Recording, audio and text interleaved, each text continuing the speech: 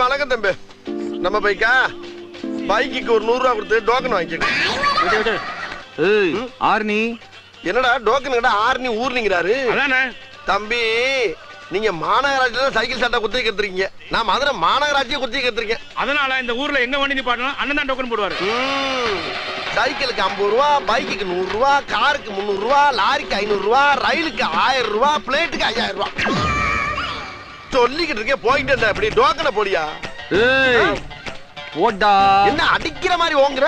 அடிச்சிருவேண்டா. 10000 போடல. 10000 போடாட்டி என்ன? நீ பாட்டுக்கு பொசுக்குன்னு வேட்டி உருட்டு ஓடி போயிட்டனா?